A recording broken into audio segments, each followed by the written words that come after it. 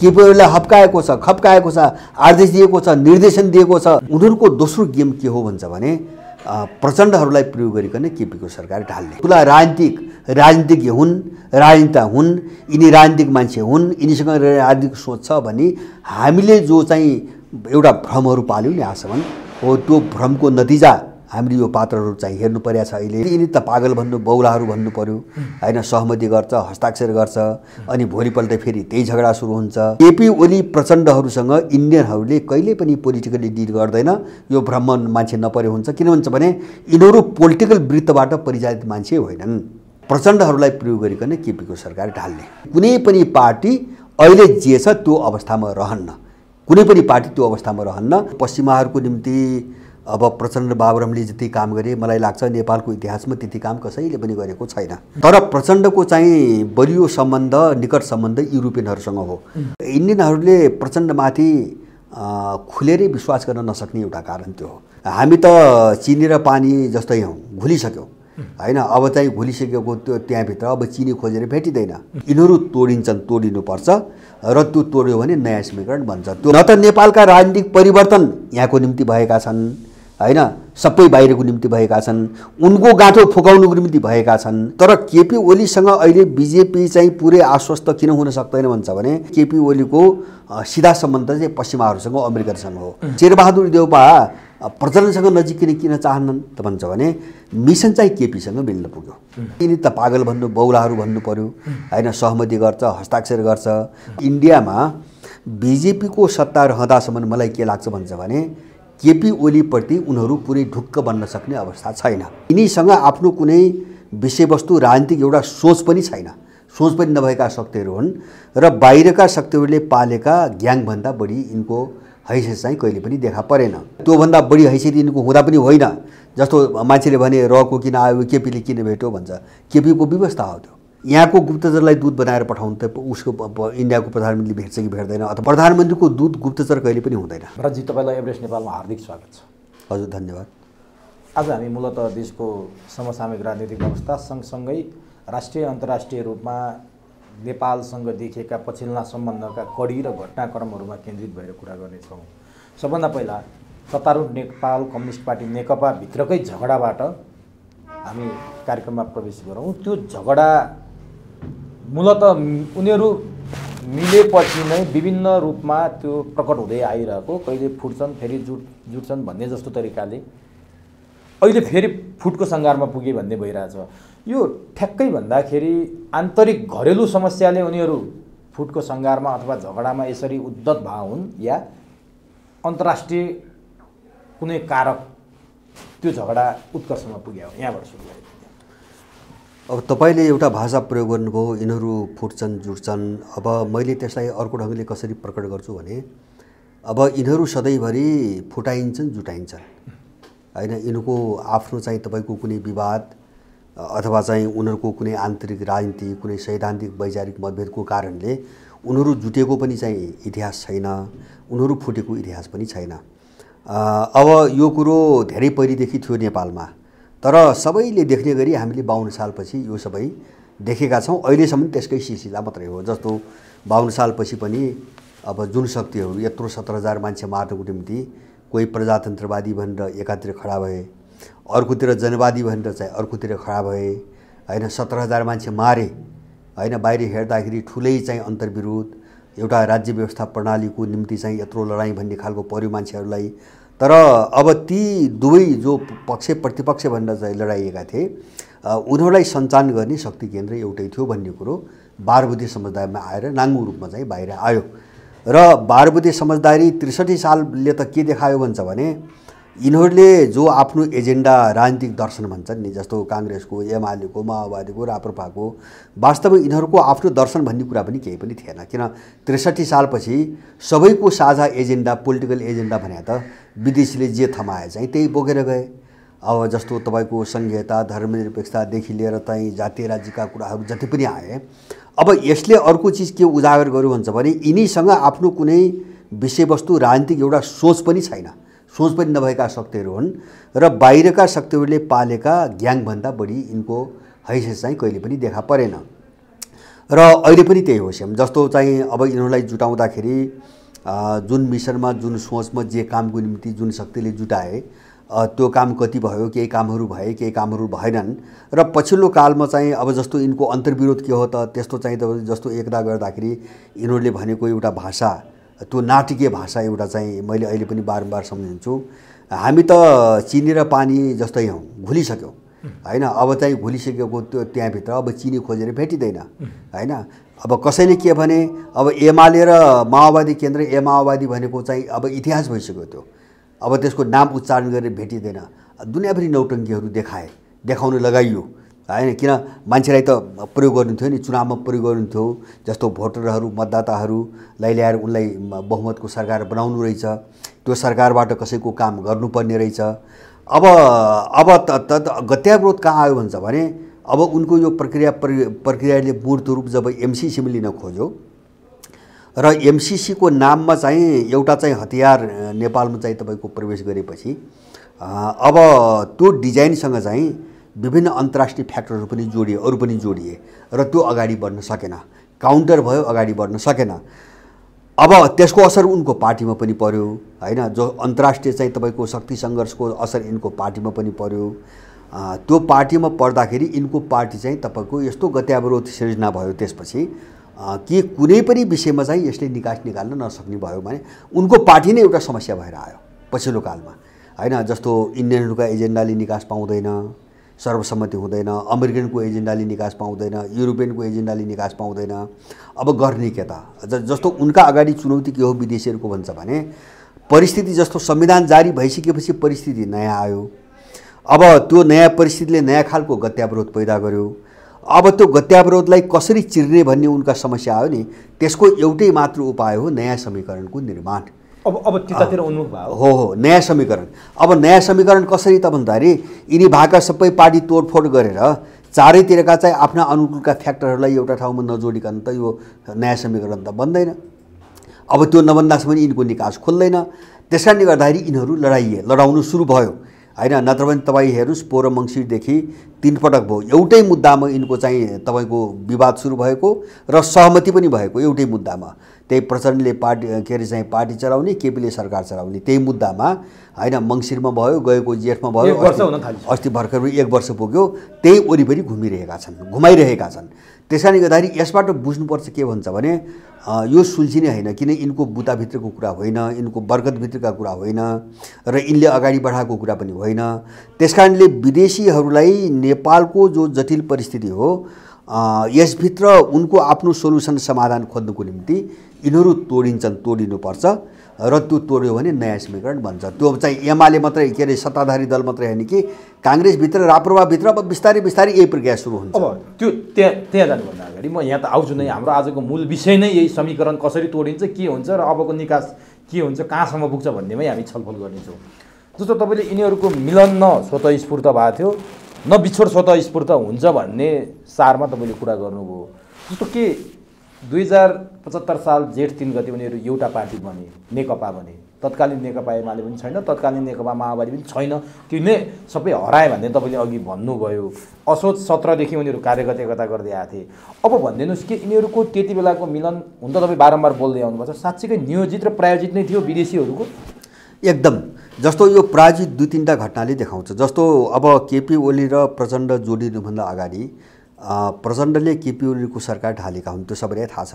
अघिल्लो पटक ढाले, काङ्ग्रेससँग मिले हैन, अर्को सरकार बन्यो र प्रचण्डकै शब्दमा तपाईँको भन्ने हो भने काङ्ग्रेससँगको त्यो उनको चाहिँ तपाईँको मिलन रणनीतिक खालको मिलन थियो हैन। प्रचण्डको भाषा थियो रणनीतिक खालको थियो भनेपछि यो लामो समयसम्म जान्छ हैन, यो स्थानीय चुनावको निम्ति मात्रै भएको होइन भन्ने खालको आशयमा उनी बोले। तर अब त्यो पनि एउटा गेम थियो, एक प्रकारको गेम थियो। तर पछि के भयो भन्छ भने जस्तो एमसीसी प्रकरणमा तपाईँको आउँदाखेरि जस्तो यो एमसीसीको कुरो त सबै त थाहा थिएन। अब उनीहरू जुटाइए कहाँ, मेरो आफ्नो बुझाइ कहाँ हो त भन्छ भने अमेरिकनहरूका विशेष गरेर पश्चिमा जो रणनीति छ नि चीनका विरुद्धमा, अब त्यसलाई चाहिँ कुशलतापूर्वक चाहिँ सम्पन्न गर्नुको निम्ति उनीहरू जुटाइए र अब त्यसको एउटा मुख्य चाहिँ तपाईँको एजेन्डा थियो एमसीसी। एमसीसीको निम्ति त्यो किन जुटाइयो त भन्छ भने जस्तो एमसीसीसँगको सम्झौता प्राकृतिक स्रोतको बाँडफाँडसँग सम्बन्धित छ हैन, व्याख्या गर्ने हो भने। र हाम्रो संविधानको 279 नम्बरको धाराले के भन्छ भने प्राकृतिक स्रोतको बाँडफाँड, शान्ति तथा मैत्री सम्बन्धी, सिमाना हेरफेर लगायतका केही कुराहरू, 4वटा कुराहरू चाहिँ संविधानको 2/3 बहुमतले चाहिँ अनुमोदन गर्नुपर्छ भन्ने प्रावधान छ। त्यसलाई चाहिँ तपाईको लक्षित गरिकन यो जुटाइयो र उनको रणनीति 2/3 बहुमत ल्याउने नै थियो। 2/3 बहुमत ल्याएर सर्लक्कै एमसीसी पास गर्ने भन्ने थियो। अब 2/3 बहुमत आएन, सामान्य बहुमत आयो, 2/3ले थोरैले पुगेन। अब नपुगिसकेपछि उनले चाहिँ चलाकी के गरे त भन्छ भने अब त्यो धारालाई कसरी क्रस गर्ने भन्ने भयो हैन। 2/3 को धारा त अब लागू नहुने भयो। त्यसपछि उनीहरूले केपी को सरकारले 75 सालको असोजमा, सायद असोज महिनामा तब केपी हो कि कसको सरकार, 75 सालमा एउटा निर्णय भएको छ। 75 सालमा केपीकै सरकार हो। केपीकै सरकार हो। त्यहाँ के निर्णय भयो त भन्छ भने यो 4वटा बुदाहरू संविधानको 2/3ले पारित गर्नुपर्ने प्रावधान रहे तापनि एमसीसी को हकमा चाहिँ यो लागू नहुने र एमसीसीको सम्झौता संसदको सामान्य बहुमतले गर्न सक्ने भनेर चाहिँ संविधानमाथि उनले आक्रमण गरेर क्याबिनेटबाट एउटा निर्णय गरे। त्यतिले पनि उनीहरूलाई पुगेन, सुरु चाहिँ त्यतिले पनि पुगेन। एउटा गत्यावरोध कहाँ आयो त भन्छ भने जस्तो एमसीसी रणनीति के हो भन्ने कुरो त जस्तो हामीले त बुझ्यौँ भन्छ भने अर्को जसका विरुद्ध ल्याएको हो त्यो शक्तिले नबुझ्ने कुरा त भएन। त्यो त चिनियाहरूले पनि बुझे, रसियनहरूले पनि बुझे। पोर पराएर मात्रै चाहिँ त्यो दिल्लीमा जो चाहिँ रायसिना डायलग पोर त्यसमा चाहिँ रसियन विदेश मन्त्री एमसीसी चाहिँ तपाईँको चीनलाई घेर्न अमेरिकाले ल्याएको रणनीति हो भने उनले खुल्याम बोले। त्यसको असर पर्यो, यहाँको चाहिँ तपाईँको शक्ति समीकरणमा त्यसको असर पर्यो र त्यो चाहिँ तपाईँको अड्कियो हैन। जो प्रेसर पर्यो नि चारैतिर त्यो अड्कियो। अब अड्किसकेपछि जो मेजर काम हो नि उनीहरूको जेको निम्ति यिनलाई एकता गराएका थिए, जुटाएका थिए, त्यो काम नै असफल हुने भइसकेपछि अब एकताको के काम हैन। त्यस्तै अरू एक दुईटा पछि आउँदा हुन्, तर मेजर इस्यु त एमसीसी थियो। अब त्यो नै अड्किसकेपछि एकताको के काम। त्यसपछि अब यो समीकरणलाई तोड्नै पर्छ भन्नेमा उनीहरू गए। त्यहाँबाट भित्रको झगडा सुरुवात त्यहाँबाट भयो। त्यहाँबाट भएको हो, नत्र यिनको त कतिबाट मिल्या हुने कि यिनी त पागल भन्नु, बौलाहरू भन्नु पर्यो हैन। सहमति गर्छ, हस्ताक्षर गर्छ, अनि भोलिपल्ट फेरि त्यही झगडा सुरु हुन्छ। 3 पटक भइसक्यो यो नाटक हुन थालेको, एउटै मुद्दामा 3 पटक भइसक्यो। यो यिनीहरूले आफैले गरेको झगडा, आफैले गरेको सैद्धान्तिक बेमेल, आफ्नै पार्टीभित्रको विमति भएर भएको होइन। यो कतैबाट फेरि प्रायोजित झगडा हो। जसरी प्रायोजित मिलन भएको थियो त्यसै गरी प्रायोजित झगडा, प्रायोजित जस्तो लडाउने, थकाउने, गलाउने, बार्गेनिङ गर्ने, आफ्नो चाहिँ काबुमा ल्याउने अथवा चाहिँ तपाईँको भएन भने तोड्ने हैन। अब जस्तो धाकधम्की दिने विभिन्न कुराहरू आइरहेको छ नि बीचबीचमा पोरेदेखि हैन। अब यो सबै प्रक्रियाबाट भएन भने यो विघटनमै जान्छ। त्यो बाहेक उनीहरूको निम्ति अर्को निकास छैन मैले बुझेको। त्यसकारणले गर्दाखेरि अब यो यिनीहरूको यो झगडा मिल्ने झगडा पनि होइन। किन भन्छ भने अब त्यो अध्यक्ष र चाहिँ तपाईँको के अरे चाहिँ पार्टी अध्यक्षता कहिले गर्ने, सरकार कहिले चलाउने भन्ने त के हुन्छ भने त्यो त दुनियाँलाई देखाउने कुरा भयो। त्यो हैन, देखाउने कुरा भयो। अब त्यहाँ जोडेको के छ त भन्छ भने जस्तो केपी ओलीलाई जसले मुभ गरेको छ उसले एकलौटी ढङ्गले सरकार चलाउन खोजेको छ हैन। अब केपी ओलीले अब पार्टी पनि चल्न दिँदैनन्, सरकार पनि मन परि गरिरहेछन्। अब अर्को पक्ष के भन्छ भने त्यसबाट चाहिँ भयभीत हुँदै गएको छ हैन। सबै चाहिँ केपीको हातमा केन्द्रीकरण हुँदै गयो। अब त्यही स्थिति भयो भने त उनलाई जसले मुभ गरेको छ त्यो शक्तिले आफूमाथि पनि भोलि खतरा ल्याउँछ। अब त्यसकारणले अर्को पक्षले त्यसको रिएक्सन जनाउँदै आयो। भएको यति मात्रै हो। त्यसो भए ब्ल्याक एन्ड व्हाइटमा भनिदिनुहोस्, मूर्त रूपमा भनिदिनुहोस्, केपी ओलीलाई चलाउने शक्ति अथवा केपी ओली इतर पक्ष प्रचण्ड नेपालले चलाउने शक्ति एउटै हो या फरक फरक शक्तिले चलाएको छ? किनभने इन्टेन्सन त फरक देखियो नि। केपी ओलीलाई तिमी अझै कठोर भएर जाऊ, सत्ता तिमीले एकलौटी ढङ्गले चल, पार्टीको निर्णय नमान भनेर केपी ओलीलाई त्यो तरिकाले उच्काउने। प्रचण्डहरूलाई जसरी हुन्छ केपी ओलीलाई एक पद छोड्न लगाऊ अथवा राजीनामा दिन लगाऊ अथवा अर्को तिमीहरूको ग्रुपको मान्छे प्रधानमन्त्री हुनुपर्छ भनेर एकतिर कान यसरी फुक्ने, अर्कोतिर त्यसरी फुक्ने भने यो एउटै शक्ति हो अथवा फरक शक्ति हो? यो केले गरेछ? होइन, यसमा दुईवटा कुरो छ। जस्तो चाहिँ मैले भने नि, जस्तो कतिपय जस्तो चाहिँ केपीकै हदमा कुरा गर्नुहुन्छ भने केपीलाई अमेरिकनहरूले पनि प्रयोग उचालिरहेछ। यो पछिल्लो कालमा इन्डियनले पनि उचालिरहेछ। जस्तो अस्ति रको चिफ आए, त्यहाँदेखि एउटा सिम्टम देखा परेको छ। केपीसँग जो दूरी देखिन्थ्यो नि त्यसलाई अलिकति मेटाएर केपीसँग चाहिँ अलिकति निकटता देखाउने जस्तो उनको पनि रणनीति। र मलाई लाग्छ केपी ओलीले पनि अब आफूभित्रका मान्छेहरूलाई अलिकति च्याप्नको निम्ति सबैसँग सम्बन्ध सुधार हुँदै गएको देखाउनु पर्ने एउटा बाध्यताले पनि यिनले इन्डियासँग पनि सम्बन्ध सुधार्न खोजिरहेछन्। र अब यो केपीको दोहोरो रोल कहाँ देखिन्छ, जस्तो इन्डियाको र केपीको दोहोरो स्ट्यान्ड कहाँ देखिन्छ भन्छ भने केपी ओली त बिजेपीको अथवा चाहिँ बिजेपीको आडको रूपमा भएको जस्तो आरएसएस सँगको टक्राउ मात्रै हो। यो मैले धेरै पटक भने इन्डियन सत्तासँग होइन, किन केपी ओलीको नेक्सस चाहिँ सारा नेक्सस रसँग जोडिएको छ पहिलेदेखि। अब र अथवा चाहिँ अहिलेको इन्डियन आर्मी भन्नु, साउथ ब्लक भन्नुहोस्, उनीहरू चाहिँ अमेरिकनको रणनीति होइन, जस्तो चाहिँ नेपालको भू राजनीतिभित्र उनको रणनीति एउटै रणनीति हो। अब त्यो बिजेपीसँग अलिकति चाहिँ पश्चिमाहरूको केही टसल, त्यो पनि धार्मिक सांस्कृतिक मुद्दामा टसल हो, अरू मुद्दामा होइन। र अब चाहिँ जस्तो केपीको डबल रोड कहाँ छ भन्छ भने मोदीको चाहिँ सत्ताको भित्र नियत त्यो छ। भित्र नियत चाहिँ जस्तो रलाई बलियो बनाउन, जस्तै वेस्टर्नलाई बलियो बनाउन अथवा चाहिँ साउथ ब्लकलाई बलियो बनाउन जसँग उनको सम्बन्ध छ। अब त्यो रणनीतिबाट उनले बिजेपीसँग चाहिँ टक्राउ गरे जस्तो गर्ने, मोदीसँग बिजेपी मोदीसँग टक्राउ गरे जस्तो गर्ने र राष्ट्रवादको भ्रम छर्ने। अब त्यसभित्र दुईवटा कुरा हुन्छ, त्यसभित्र चाहिँ इन्डियाको अर्को लबीको निम्ति काम पनि गरिरहेको हुन्छ एकैसँग, र पश्चिमा रणनीति पनि काम गरिरहेको हुन्छ होइन। मोदीलाई तर्साउने पश्चिमा रणनीति पनि काम गरिरहेको हुन्छ।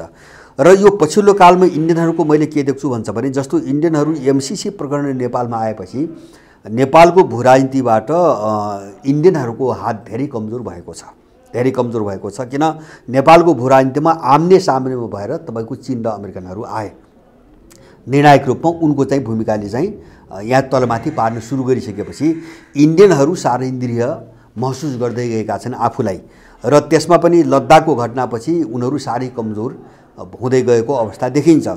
त्यसकारणले अब अहिले चाहिँ यो पछिल्लो कालमा उनको चाहिँ यो खेल जस्तो रको चिपको भ्रमणदेखि लिएर सेनापतिको कुरोसम्म आउँदा मैले के देख्छु भन्छ भने जस्तो अहिले चीनका विरुद्धमा यो चाहिँ काश्मीरको मुद्दा काश्मीरको मुद्दापछि लद्दाखको मुद्दापछि चीनका विरुद्धमा चाहिँ अस्ति चाहिँ तपाईँको बेका सम्झौतासम्म आउँदा इन्डियाको जो निकटता बढ्यो अमेरिकनहरूसँग होइन, अमेरिकन रणनीतिसँग जो निर्भरता बढ्यो त्यसलाई अलिकति प्रयोग गरिकन त्यसबाट फाइदा उठाएर अमेरिकनहरूसँग बनेको जो एलायन्स छ नि त्यसलाई अलिकति फाइदा उठाएर नेपालमा गुमेको आफ्नो वर्चस्वलाई पुनर्स्थापित गर्ने दाउमा इन्डियनहरू देख्छु मैले होइन। जस्तो उनले पनि खटाए, अमेरिकनहरूले पनि खटाए। अब अमेरिकनहरूले कहाँ खटाएछन् मैले एकचोटि एउटा अन्तर्वार्तामा भनेको थिएँ, जस्तो इन्डियन सेनापति विशेष गरेर सुरक्षा चाहिँ मुद्दाहरू बोकेर उनी आएका छन्। दुईवटा कुरा, एउटा चाहिँ नेपालभित्र चाहिँ उनको सुरक्षा स्वार्थको कुरा, इन्ट्रेस्टको कुरा, र दोस्रो चाहिँ तपाईँको काला पानीलाई, त्यो सायद मलाई अमेरिकन र इन्डियनहरूको त्यो संयुक्त रणनीति हो। काला पानीको बीज जो सधैँभरि नेपालमा उठिरहेको छ नि, यसलाई बन्द गर्नुको निम्ति, यसलाई चाहिँ उठ्न नदिनुको निम्ति उनको रणनीति के देखिएको छ अहिले भन्छ भने काला पानीलाई चाहिँ नेपालकै हो भनी मानेर गए पनि त्यसलाई अन्तर्राष्ट्रिय सेनाहरूको एउटा तालिम स्थल बनाउने, तालिम केन्द्र बनाउने भनेर उनीहरूले प्रस्ताव लिएर आएका छन्। अमेरिकनहरूले पठाएको छन् रको मान्छेलाई होइन, हो त्यो रको चाहिँ चिफ आएर एउटा प्रस्ताव त्यो राखेर गएको छ। भनेपछि चाहिँ एमसिसीले जो काम गर्न सकेन नि होइन, एमसिसीले जो काम गर्न सकिरहेको छैन त्यो काम चाहिँ अब कालापानीमा नेपाललाई मनाएर अब ठ्याक्कै चीनको सिमानामा चाहिँ एउटा विशाल अन्तर्राष्ट्रिय सैन्य अखाडा निर्माण गर्ने तालिमको नाममा, क्रीडास्थल ट्रेनिङ सेन्टरको नाममा एउटा ठुलो फौजी स्टेसन त्यहाँ बनाउने रणनीतिमा उनीहरू लागेका छन्। त्यसले गर्दाखेरि अब चीनलाई घेर्ने एउटा मजबुत चाहिँ एउटा स्टेसन त्यहाँ तयार हुन्छ। अब यो ढङ्गले यिनीहरू गइरहेछन्। र अब यसमा चाहिँ अर्को पाटोबाट हामीले हेर्ने को हुन्छ भने जस्तो केपी एउटा विकल्प भयो होइन, केपी एउटा अप्सन भयो। केपी जस्तो पश्चिमाहरूको निम्ति पनि चाहिँ उसको निम्ति पनि एउटा अप्सन भयो। भनेपछि केपी पश्चिमा पावर सेन्टरबाट चलेका छन् भन्ने तपाईँको मूलभूत रूपमा आधारभूत रूपमा होइन। यो दलालहरूको यस्तो हो, दलालहरूको कस्तो हो भन्छ भने यो सबै पावर सेन्टरबाट चल्छ। किन भन्छ भने दलालले हेर्ने चाहिँ के हुन्छ भने आफ्नो अनुकूलतामा ब्यालेन्सै हेर्ने हो होइन, कि ऊ सत्तामा रहन चाहन्छ, देश लुट्न चाहन्छ, पावर एक्सर्साइज गर्न चाहन्छ। त्यस कारणले गर्दाखेरि दलाल कस्तो हुन्छ भन्छ भने डबल डिलर ट्रिपल डिलर हुन्छ। जस्तो चाहिँ अमेरिकन दलाल भने त्यो इन्डियन दलाल छैन भने होइन होइन, किन त्यो दलालको त आदर्शको लडाइँ त हुँदैन, विचारको लडाइँ त हुँदैन, दलालको त राजनीति त दलाली हो।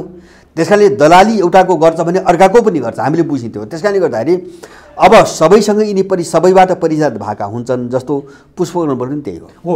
पुष्पकमलको धार छ जुन पुष्पकमल माधव नेपालहरूको धार र केपी ओलीको चल्ने पावर सेन्टर फरक हो कि एउटै हो भन्नेमा जनता यहाँ अलिकति होइन मैले दुईटा आशंका गरिरहेछन्, मैले उनीहरू भ्रममा छन् के मान्छे। मैले दुईटा जस्तो यिनीहरूलाई लडाउने प्रयोग गर्ने अथवा अस्थिरता निम्त्याउने यो खेलमा एउटै सेन्टरबाट प्रयोग भइरहेछन्। र अलिकति इन्ट्रेस्ट फरक कहाँ हो भने तपाईँको इन्डियामा बिजेपीको सत्ता रहँदासम्म मलाई के लाग्छ भन्छ भने केपी ओलीप्रति उनीहरू पुरै ढुक्क बन्न सक्ने अवस्था छैन हैन। के पश्चिमा लिगेसीको कारणले हो त्यो? हैन, पश्चिमा केपी ओलीको रको चाहिँ नेक्सस, रको कनेक्सन हैन, जो इन्डियामा के बिजेपीको अन्डरमा छैन। होइन, विवेक अन्डरमा छैन। जस्तो अब एउटै राज्यको निम्ति गरेका छन् उनीहरू, आफ्नो देशको निम्ति बेग्लै कुरा हो, तर चाहिँ उनको ग्राउन्ड फरक छ, स्कुलिङ फरक छ, रणनीति फरक छ, बुझाइ फरक छ, मिसन फरक छन् हैन।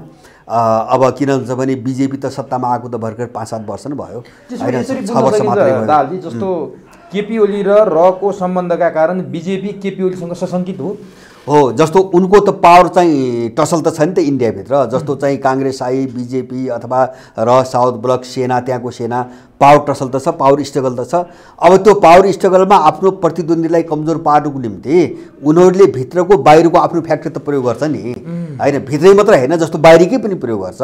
जस्तो नेपालभित्रैका उनका एजेन्टहरू को हुन् त्यो प्रयोग गर्छन्, किन छरछिमेकमा कमजोर बनाउनु पर्यो। अब श्रीलङ्कामा प्रयोग गर्छन्, मालदिप्समा प्रयोग गर्छन्, तथा अथवा बङ्गलादेशमा प्रयोग गर्छन्, भुटानमा प्रयोग गर्छन्। अब यो उनको सधैँभरि चल्ने कुरा भयो। अब यहाँनिर चाहिँ तपाईँको मैले अघि नै भने नि, तर केपी ओलीसँग अहिले बिजेपी चाहिँ पुरै आश्वस्त किन हुन सक्दैन भन्छ भने इन्डियाभित्र उसको नेक्सस चाहिँ तपाईँको बिजेपीको नेक्सस होइन। एउटा कुरा, हाम्रो मान्छे होइन, यो हाम्रो उत्पादन होइन भने त थाहा छ बिजेपीलाई, हाम्रो प्रोडक्सन होइन, यो हाम्रो यहाँ विरोधीको हो भने त उसले त बुझिया छ। एउटा त्यो कारण। दोस्रो कारण के हुन्छ भने अब चाहिँ इन्डियाको र मार्फत चाहिँ केपी ओलीको सिधा सम्बन्ध चाहिँ पश्चिमाहरूसँग, अमेरिकासँग हो। त्यो कारणले पनि बिजेपीको निम्ति पुरै अनुकूल नहुन सक्छ। त्यसकारणले अब अहिले प्रयोग गर्दा गर्दै जस्तो सत्ता त केपीको हातमा छ हैन, अहिले एकदम चिढाएर त बिजेपीले काम गर्न सक्ने अवस्था त छैन। उसलाई पनि उगास्नु त पर्यो, प्रोभोक त गर्नु पर्यो। त्यो गर्दा गर्दै पनि उनीहरूको दोस्रो गेम के हो भन्छ भने प्रचण्डहरूलाई प्रयोग गरिकन केपीको सरकार ढाल्ने। एकातिर केपीलाई पनि प्रयोग गर्ने, एकदम प्रचण्ड माधव नेपाललाई पनि ठ्याक्कै 10 वर्षको युद्धमा इन्डियनहरूले जे गेम खेले नि ठ्याक्कै त्यही गेम चाहिँ तपाईँको फेरि दोहोऱ्याउन खोजिरहेका छन् अहिले। त्यसकारणले गर्दाखेरि उनीहरूको अन्तिम रणनीति के हो, उनले के बुझाएका छन् भन्दाखेरि जस्तो संविधान जारी भयो, बहुमतको सरकार बन्यो, अब यो दृश्यसम्म आउँदाखेरि इन्डियनहरू कमजोर हुँदै गए, चाइनिजहरू मेजर फ्याक्टर भएर आए, अमेरिकनहरू मेजर फ्याक्टर भएर आए। त्यसकारणले यसलाई उल्टाउनुको निम्ति उनीहरूले चाहेको हो अराजकता, अस्थिरता एकदम। नेपालमा फेरि उनले चाहेको फेरि अर्को अस्थिरता। त्यो अस्थिरता फैलाएर जस्तो सरकार कसैको पनि बन्न नसक्ने ठाउँमा पुर्याउने र त्यसपछि अब सबै ग्याङसँग बार्गेनिङ गर्ने हैन। जस्तो उनले पहिलेदेखि गर्दै आए नि, बार्गेनिङ गर्ने र आफ्नो हात अलिकति सुदृढ गर्ने रणनीतिमा चाहिँ यिनीहरू लागेका छन्। त्यसकारणले मैले कस्तो दृष्टि देख्छु भन्छ भने जस्तो यो पार्टी फुट्ने अनि चाहिँ फेरि चाहिँ नपत्याउँदो हिसाबले, जस्तो अहिले त एउटै पार्टी भनिरहेको छ नि यिनीहरू, नपत्याउँदो हिसाबले केपी ओलीको चाहिँ जसलाई चाहिँ बाहिर शराब्दै आथे उनसँग अर्को समीकरण बन्ने, राप्रपा होला हैन, काङ्ग्रेसभित्रको कुनै फ्याक्टर होला, प्रचण्डको फेरि त्यस्तै समीकरण बन्ने, यो बाटोतिर गयो मैले बुझेको, यो बाटोतिर गयो। त्रिसंघ जस्तो खिचडी सरकार बन्थ्यो नि पहिला। हो, त्यसकारणले प्रचण्डको समीकरण काङ्ग्रेसको एउटा चाहिँ ग्याङसँग, केपीको समीकरण काङ्ग्रेसको अर्को ग्याङसँग, अब यसको वरिपरि राप्रपाका विभिन्न ग्याङहरू फेरि जोडिने, एउटा अर्कोतिर जोडिने, अर्कोतिर जोडिने, यो प्रक्रिया सुरु भयो नेपालमा। अब ठ्याक्कै यहीँनिर नि जस्तो तपाईँले कुरा ल्याइहाल्नुभयो। मैले पाएको सूचना अनुसार, कहीँ कतै आएका समाचार अनुसार यति बेला नेपाली काङ्ग्रेसभित्रको एउटा समूह जो नेपाली काङ्ग्रेसको नि भारत निकट भनेर चिनिन्छ नि, विमलेन्द्र निधि, कृष्ण सिटौलाहरूको समूहसँग नेकपाभित्रको प्रचण्ड समूहहरूको निरन्तर छलफल भइरहेको, त्यसमा रामचन्द्र पौडेल पनि सहभागी भएको र निरन्तर छलफल भइरहेको र काङ्ग्रेसभित्रको एउटा फ्याक्टरले त्यो छलफल नरुचाएको तर प्रचण्डसँग निरन्तर छलफल भइरहेको भन्ने कुरा आइरहेछ। जस्तो काङ्ग्रेसभित्र शेरबहादुर देउबा भनौँ, गोपालमान श्रेष्ठ भनौँ, शेखर कोइराला, यिनीहरू चाहिँ प्रचण्डसँग सहकार्य नगर्ने मुडमा र रामचन्द्र पौडेल, कृष्ण सिटौला, विमलेन्द्र निधिहरू प्रचण्डसँग निरन्तर छलफल गर्ने मुडमा देखिँदा के शेरबहादुर फेरि केपी ओलीसँगको छलफलमा लागि आउनु अथवा के हो? हो, एकदम होइन, यो साफ छ। मलाई लाग्छ अलिकति यहाँको राजनीति बुझ्न चासो राख्ने मान्छेले यो सबै कुरा बुझ्छ। जस्तो शेरबहादुरकै तपाईँले कुरा गर्नुभयो नि, जस्तो अघिल्लो स्थानीय चुनावको बेला उनको साह्रै चाहिँ घनिष्ठ मित्रता प्रचण्डको थियो। अब त्यसका पछाडिको कारण के हो त्यो जसले पनि बुझ्छ, सजिलैसँग बुझ्न सकिन्छ। किन भन्छ भने अब त्यो बेला चाहिँ तपाईँको यो परिदृश्य केपीको यो सत्ता हैन, केपीको यो सत्ता, उनको यो भूमिका, यो सबै परिदृश्य देखिएको थिएन हैन। अब केपी ओलीको सरकार बनिसकेपछि तपाईँको अब उनले आँखा चिम्लेर उनको वरिपरि अत्यन्तै नाङ्गो र भद्दा ढङ्गले चाहिँ अमेरिकन एजेन्डाहरू अगाडि बढायो चीनका विरुद्धमा। अब त्यसो भएपछि चाहिँ शेरबहादुर देउवा प्रचण्डसँग किन नजिक हुने मुद्दाले त यता जोड्यो हैन। यद्यपि हिजो स्थानीय चुनावसम्मको दृश्य हेर्नुहुन्छ भनेपछि शेरबहादुर देउवाको लगभग चाहिँ मितै थिए, पुष्पकमल दाहाल मितै थिए हैन। आफ्नै उम्मेदवारहरूको विरुद्धमा चाहिँ उनले चाहिँ माओवादीका चाहिँ त्यो उम्मेदवार भोट माग्दै पनि हिँडे, काङ्ग्रेसभित्र त्यत्रो विरोध प्रचण्डको छोरी जिताइदिए भनेर अहिलेसम्म काङ्ग्रेसमा उनले सुन्दै सुनेनन् हैन। तर अब अहिले चाहिँ शेरबहादुर देउवा प्रचण्डसँग नजिक किन चाहन्नन् त भन्छ भने मिसन चाहिँ केपीसँग मिल्न पुग्यो, पश्चिमा मिसनसँग जोड्दै केपीसँग मिल्नु पुग्यो। त्यस कारणले शेरबहादुर त केपीसँग नै नजिक हुन्छन्। तपाईँले एक्ज्याक्ट त्यो अघि नै मैले भने नि, जस्तो सिटौलाहरू विभिन्न निधिहरू प्रचण्डसँग किन वार्ता गरिरहेछन् त भन्छ भने प्रचण्डलाई इन्डियनहरूले चाहिँ परिचालन गर्न खोजिरहेछन्, मुभ गर्न खोजिरहेछन्। त्यस कारणले एजेन्डा यिनीहरूको मिल्यो। त्यस कारणले गर्दाखेरि यिनीहरू को कसँग चाहिँ कतिखेर कहाँ नजिक हुन्छ भन्ने कुरा हैन, बाहिरको तपाईँको फ्याक्टरको एजेन्डा के हुन्छ भन्ने कुराले तय गर्छ। त्यही देखिरहेको छौँ। जस्तो हिजोसम्म स्थानीय चुनावमा यही सिटौला र निधिहरू चाहिँ प्रचण्डसँग सहकारीको विरुद्धमा थिए, देउवाको त्यत्रो विरोध भयो। अब उनीहरू प्रचण्डसँग मिल्नुपर्ने ठाउँमा आइपुगे र जो चाहिँ प्रचण्डसँग मिलेको थियो त्यो केपीसँग मिल्नुपर्ने ठाउँमा आइपुग्यो। अब वार्ता त्यो ढङ्गले अगाडि बढ्यो भनेपछि यिनको यो निकटता र दुली केले गराइरहेछ त्यो त हामी बुझ्छौँ नि सजिलै। केले गराइरहेछ भन्छ भने यिनलाई परिचालन गर्ने शक्तिहरूको एजेन्डाले गराइरहेछ हैन। यिनको दूरी र यिनको चाहिँ सम्बन्ध भन्ने कुरा त्यो बाहिरको फ्याक्टरले गरिरहेछ भन्ने प्रश्न रूपमा बुझिन्छ। मलाई के लाग्छ भन्छ भने त्यो मात्र होइन, भोलि जस्तो कमल थापा, पशुपति अथवा प्रकाश चन्द्र रोहनी जति पनि चिजहरू छन्, भोलि मधेसवादीहरूभित्रका विभिन्न फ्याक्टर होलान्। अब ध्रुवीकरण यही ढङ्गले अगाडि बढ्यो। सत्ता अब सत्ताको नाममा जो सत्ता अब पार्टी होइन, अब सिद्धान्त होइन, विदेशीका एजेन्डामा यिनीहरू विभाजित र यिनीहरू मिल्ने अवस्था आएको होइन। सिद्धान्त त यिनीसँग कहिले पनि थिएन हैन, त्यो एउटा भ्रम मात्रै हो। सिद्धान्त त यिनीसँग कहिले पनि त होला, पञ्चायत कालमा थियो त्यो म मान्छु। पञ्चायत कालपछि सिद्धान्त यिनी कोहीसँग छैन। यिनको व्यावहारिक राजनीति हो हैन, व्यवहारवादी राजनीति भन्छ नि, फाइदा आफूलाई जसरी हुन्छ त्यही गर्ने अनुभववादी राजनीति हो। र अर्को चाहिँ तपाईँले भनेको जस्तो यिनीहरू अर्को कोणबाट पार्टी किन भइरहन्छ भने 62-63 पछि यिनीहरू ग्याङमा परिणत गरिसकेका छ विदेशीले हैन। किन भन्छ भने विदेशीको त्यो रणनीति अन्तर्गत भएको छ। विदेशीको एउटा निशाना के थियो 63 सालपछि भन्छ भने नेपालको समग्र सिस्टमलाई चाहिँ तपाईँको तोडिदिने। त्यो सिस्टम भनेपछि त्यो राज्य प्रणालीभित्रको सिस्टम हुन्छ, जस्तो अदालत चाहिँ तपाईँको छिन्न भिन्न बनाए, ब्युरोक्रेसी छिन्न, अराजकता भयो हैन, पुलिस खत्म गरे, पार्टीहरू खत्म गरे हैन, ग्याङै ग्याङ भए। त्यस कारणले अहिलेको पार्टी भनेको के हो भन्छ भने त्यो इन्ट्रेस्ट समूहहरूको चाहिँ गठबन्धन मात्रै हो। ग्याङहरू जो भन्छौँ नि उनका आफ्ना इन्ट्रेस्टहरू छन्, त्यो इन्ट्रेस्ट चाहिँ फरक फरक शक्ति केन्द्रसँग जोडिएको छ। त्यसलाई एक्सर्साइज कसरी गर्ने, त्यो पार्टीको नाम गरेको त्यो मञ्चभित्र फोरमभित्र बसेर आफ्नो पावर एक्सर्साइज कसरी गर्ने कुरो त्यति मात्रै हो। पार्टीहरू छैनन् अहिले। त्यस कारणले गर्दाखेरि पार्टीको बहस हुँदैन। मैले तपाईँले जस्तो दृष्टि काङ्ग्रेसभित्र हेर्नुहोस् न, यत्रो विवाद भइरहेछ, बैठक बस्दैनन्, बहिष्कार अर्को पक्षले गरिरहेछ, शेरबहादुरलाई काम गर्न कसैले रोकेको छ हैन। उनी एकरो धुनमा कहाँ छन् भने जो जहाँ जान्छ जाओस्। शेरबहादुरको त्यही छ। किन भन्छ भने त्यो त ग्याङ हो। ऊ एउटा मिसनमा चलिरहेछ, रणनीतिमा चलिरहेछ, कसैले चलाइरहेछ। अनि शेरबहादुरले पार्टीभित्रको असन्तुष्टि सुन्नुपर्ने कारण के हैन। काङ्ग्रेसभित्र त्यही समस्या हो। जस्तो विभागको नियुक्तिमा आइरहेछ, अन्त यत्रै समस्या आइरहेछ, महाधिवेशनमा के कुरोमा आइरहेछ, यिनीहरूभित्र यही हो। जस्तो केपीले चाहिँ सही गरे, आज सही गरे, भोलि उल्लङ्घन गरिदिन्छन्। सहमतिको के मतलब? सहमति त यिनीसँग गरे सहमति त होइन नि त, त्यो त यिनलाई अल्मल्याउन गरे सहमति हो। यिनीहरूलाई पार्टी र जनता भन्दा पनि कसले एजेन्डा थोपर्दिएको छ तिनीहरूप्रति उत्तरदायी हुनुपर्ने अवस्था हो। होइन होइन, बिल्कुल त्यसैको निम्ति मैले बारम्बार भन्छु, यिनीहरू दलको नामको जो ग्याङ छ नि, यो विदेशी चाहिँ शक्तिको रिजर्भ फोर्स हो हैन, रिजर्भ फोर्स हो। कुन बेला कसलाई चाहिँ कसरी प्रयोग गर्ने उसले निकाल्छ, बाहिर चाहिँ कार्डको रूपमा बाहिर निकाल्छ र अब नङ्ग्याउँछ, नङ्ग्याएर चाहिँ नचाउने कुरा मात्रै हो। अब यिनीहरूको आफ्नो आन्तरिक कुनै पनि चिजले कहिले पनि काम गरेको छैन, मैले त्यो देख्दिनँ। त्यस कारणले गर्दाखेरि हो यही भ्रमले हामी चाहिँ तपाईँको फसिरहेका हौँ, यही भ्रमले नेपाली फसेको छ। यहाँ कस्तो लाग्छ भन्छ भने जस्तो काङ्ग्रेसभित्रको विवाद मानव चाहिँ त्यहाँभित्र रामचन्द्र पौडेल पक्ष, कोइराला पक्ष, देउबा पक्ष, यिनी पक्षका बिचको कुनै पार्टी बनाऊ भनेर, देश बनाऊ भनेर, केही गरौँ परिस्थिति बिग्रियो भनेर त्यहाँ झगडा होला भने मान्छेलाई भ्रम छ, नबुझ्ने मान्छेहरूलाई। यहाँभित्र पनि त्यही हो स्थिति। यो सबै भ्रम मात्रै हो, केही पनि होइन। अब नि जस्तो तपाईँले अघि केपी ओली र शेरबहादुर देउवाको पश्चिमा एजेन्डा पश्चिमाले मिलाइदियो यिनीहरूले एक ठाउँमा आए। हिजो स्थानीय चुनावको बेला शेरबहादुर प्रचण्ड एक ठाउँमा थिए।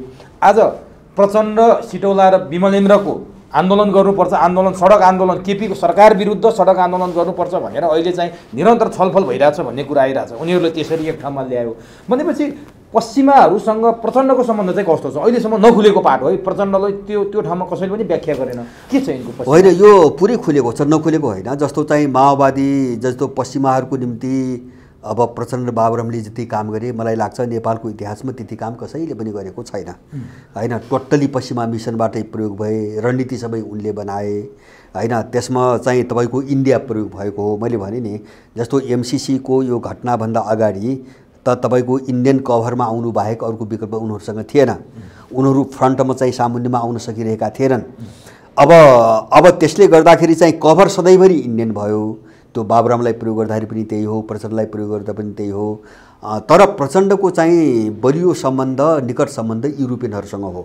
उनलाई अलिकति असजिलो अहिले त्यो हो मैले देखेको। जस्तो युरोपियन हो, जस्तो उनीहरूलाई प्राविधिक रूपमा टेलिफोन चाहिँ सेटेलाइट टेलिफोन दिएर उनीहरूले सघाए, पैसा दिए होइन। नर्वेका चाहिँ प्रधानमन्त्रीले पनि त्यो कुरो स्वीकार गरे। पछाडि यिनीहरू शान्ति प्रोग्राममा आएपछि नर्वेको प्रधानमन्त्रीले नै त्यो कुरो स्वीकार गर्यो। अब त्यति मात्रै होइन, अब युरोपका चाहिँ चर्चहरूले यिनको पक्षमा चाहिँ ठुलो विश्वव्यापी रूपमा अभियान चलाए, लबिङ गरे होइन। यिनलाई एउटा चाहिँ तपाईँको राजनीतिक कभरमा दिए। अब त्यो सबै छ। त्यस कारणले गर्दाखेरि अब यिनलाई प्रचण्डलाई अलिकति व्यक्तिगत रूपमा असजिलो कहाँ परेको, प्रयोग त सबैबाट भयो। जस्तो इन्डिया नै 10 वर्ष बसिसकेपछि इन्डियनबाट प्रयोग भएन भन्ने कुरो त सोच्ने कुरै भएन। अब युरोपियन पनि छ, अमेरिकन पनि छ भनेपछि के अरे युरोपियन छ र इन्डियन पनि छ भनेपछि अमेरिकन त्यहाँ नहुने कुरा भएन। तर प्रत्यक्ष यिनको चाहिँ तपाईँको नेक्सस युरोपियनसँग जोडिएको हुनाले अलिकति पछिसम्म पनि यिनलाई अप्ठ्यारो कहाँ पर्यो भन्छ भने जस्तो खास कसको त भन्ने कुरा आउँछ नि त। खास कसको? जस्तो खास कसको पेटबाट जन्मेको भन्ने आउँछ नि त। जस्तो नाला लाउँदाखेरि सहोदर हो कि सौताने हो कि अथवा चाहिँ के हो कि भन्ने यस्ता कुरा हुन्छन् नि। अब चाहिँ तपाईँको जस्तो अमेरिकनहरूले र इन्डियनहरूले प्रचण्डमाथि खुलेरै विश्वास गर्न नसक्ने एउटा कारण त्यो हो होइन। प्रयोग भए, यिनको सम्बन्ध पनि छ, काम पनि गराए, सत्तामा पनि पुर्याए, तर पनि चाहिँ ठ्याक्कै होइन यो त मेरो चाहिँ सहोदर त होइन भन्ने हुन्छ नि। आशंका छ। अब आशंका छ, किन उसको सहोदर होइन होइन। युरोपियनहरूको चाहिँ तपाईँको पुरै छातामुनि आएको हुनाले मलाई लाग्छ प्रचण्डप्रति त्यति बढी आश्वस्त चाहिँ अमेरिकनहरू पनि हुँदैनन् र चाहिँ इन्डियनहरू पनि हुँदैनन्। सधैँभरि उनको बिचमा अलिकति टसल देखिने कारण त्यो होइन। अलिकति टसल देखिने कारण त्यो र धेरै मान्छेले चाहिँ कुरा गरे जस्तो एमसिसीमा यद्यपि उनको भूमिका बिचको छ। त्यो पुरै विरोध मात्रै होइन, यसलाई संशोधन गरेर देशहित हित विरुद्ध नजाने गरी गर्नुपर्छ भन्ने चाहिँ बिचको भाषा प्रयोग गरे। तर चाहिँ अब कतै न कतै एमसिसीमा अलिकति रिजर्भेसनमा बस्नुपर्ने एउटा कारण किन आयो त प्रचण्डलाई? त्यो कमसेकम त्यति पोजिसन किन बन्यो त भन्दाखेरि उनको नेक्सस अमेरिकन नहुनु हो कारण है। मैले बुझेको उनको नेक्सस अमेरिकन नहुनु हो, उनको नेक्सस इन्डियन नहुनु हो होइन। किन युरोप त यसबाट धेरै टाढा छ। जस्तो एमसिसीमा उनका आइएनजिओ जोडिएका छन्, जस्तो डिएफआइडी जोडिएको छ होइन। अब एडिबी पनि जोडिएको छ, जापान पनि जोडिएको छ। तर पनि प्रत्यक्ष चाहिँ तपाईँ चासो र रुचि त युरोपियनहरूको होइन एमसिसीमा। त्यो फ्याक्टरले चाहिँ कतै न कतै चाहिँ प्रचण्डलाई अलिकति एमसिसीपट्टि अलिकति एउटा रिजर्भेसनमा बस्नुपर्ने ठाउँमा पुर्यायो जस्तो लाग्छ मलाई। र अब अहिले यो पछिल्लो कालमा चाहिँ विश्व जस्तो नेपालको भू राजनीतिभित्र जति जति अमेरिकनहरू प्रबल हुँदै आयो अथवा चाहिँ इन्डियनहरूको चाहिँ तपाईँको हुँदै आयो, त्यसपछि यो चाहिँ आन्तरिक राजनीतिमा पनि सत्ताको राजनीतिमा पनि प्रचण्ड अलिकति कमजोर हुँदै जानुको कारण त्यो हो। त्यसो यसरी बुझ्न सकिन्छ जस्तो अहिले युरोपियन युनियनको भूमिका नेपालमा अलिक कमजोर देखिन्छ। किनभने कुनै बेला जातीय आन्दोलन उठाइदिने, नेपालमा धर्मका कुरा उठाइदिने युरोपियन युनियन नै हो भनेर चाहिँ भनिन्थ्यो। जब युरोपियन युनियनकै नै यो भूमिमा अलिकति अवस्था कमजोर भइसकेपछि, उपस्थिति कमजोर भइसकेपछि प्रचण्ड पनि कमजोर भएका हुन्। त्यसको असर परेको छ। जस्तो अब यो नेपालको मात्र होइन, जस्तो ग्लोबल राजनीति कस्तो भयो भन्छ भने अन्तर्राष्ट्रिय द्वन्द्वमा पनि त अमेरिका त मुखर भएर आयो नि। एकातिर मुखर भएर आयो चीनका विरुद्धमा, रुसका विरुद्धमा मुखर भएर आयो। दोस्रो चाहिँ यसको साथसाथै अर्को घटना एउटा के हेर्नुपर्छ भने युरोपियनहरूसँग ट्रम्पको पालामा दूरी धेरै बढ्यो र युरोपियनसँगका धेरै सम्झौताबाट ट्रम्प चाहिँ तपाईँको बाहिर निस्क्यो, अमेरिका बाहिर निस्क्यो। जस्तो चाहिँ अन्तर्राष्ट्रिय मुद्दाहरू पनि धेरै भयो, जस्तो इरानसँगको डिलमा त्यस्तै भयो, युरोपियनसँग चाहिँ व्यापारिक साझेदारीमा पनि त्यस्तै भयो, नेटोको खर्चको विषयमा लिएर चाहिँ त्यस्तै भयो। त्यति मात्र होइन, चीनसँग कसरी डिल गर्ने भन्ने कुरामा पनि त्यस्तै भयो। रुससँग चाहिँ त्यो ग्यासको जो चाहिँ पाइपलाइन सम्झौता छ, अब त्यही कारणले चाहिँ ट्रम्पले चाहिँ युरोपमाथि आर्थिक नाकाबन्दी पनि लगाए। अब यो दूरी बढ्दै गयो, एकातिर दूरी बढ्दै गयो, अर्कोतिर युबाट चाहिँ तपाईँको बेलायत निस्किएको अवस्था छ र अब त्यहीभित्र पनि अन्तर्विरोध छ। जस्तो त्यहाँभित्र पनि त अब जस्तो फ्रान्स एउटा पावर हो सधैँभरिको, जर्मन अर्को जबरजस्त पावर हो, अब उनको भित्र एउटा आन्तरिक द्वन्द्व त छ जहिले पनि हैन, जस्तो वर्चस्वको द्वन्द्व त छ। यो सबै चिजले गाँजेपछि युरोपियनहरू अलिकति ब्याक भए। यो चाहिँ केही समय यता आएर अन्तर्राष्ट्रिय राजनीतिमा अलिकति पछि हटे, किन उनलाई आफैभित्र सम्हाल्नुपर्ने स्थिति आयो हैन, त्यसैलाई नै अलिकति ठिक गर्नुपर्ने स्थिति आयो। अब त्यो कारणले त्यसको रिफ्लेक्सन एउटा नेपालमा पनि हिजोमा पर्यो। संविधान पनि जारी भइसकेपछि उनीहरू अलिकति पछाडि हटेको स्थिति हो। अब त्यसको असर अलिकति नेपालमा पनि पर्यो, समग्र राजनीतिमा पनि पर्यो। जुन जुन फ्याक्टरहरू त्यहाँ जोडिएका थिए उनको राजनीतिमा पर्यो। त्यसकारण प्रचण्डमा देखियो हो, त्यो देखियो, त्यो देखियो। र अब मलाई लाग्छ संविधान जारी भइसकेपछि, जस्तो बाबुरामको बहिर्गमन भयो नि त, संविधान जारी भइसकेपछि अब पश्चिमाहरूको इन्डियनहरूको एउटा मिसन त सकियो हैन। जस्तो संविधान कस्तो बनाउने भन्ने जो थियो, जसले जति एजेन्डा हाल्न सके अथवा जसले सकेनन् त्यो त टुङ्गियो संविधान जारी भइसकेपछि। संविधान जारी भइसकेपछि जस्तो अहिले हामी एमाले र माओवादीको कुरा गर्दैछौँ नि, हिजो ठ्याक्कै माओवादीभित्र पनि त्यही थियो। माओवादी जस्तो बाबुराम र प्रचण्ड किन बसेका थिए, एउटा ईश्वरको मिसनमा बसाइएका थिए हैन, उनीहरू कुनै वैचारिक रूपले त्यहाँ बसेका त थिएनन्। अब संविधान जारी भइसकेपछि एउटा कोर्स पुरा भयो, अब बाबुराम प्रचण्डसँग किन बसिराख्ने, कामै सक्यो। त्यसकारणले अब संविधान जारी भइसकेपछि नयाँ परिवेश आयो नेपालमा, अर्को परिवेश आयो।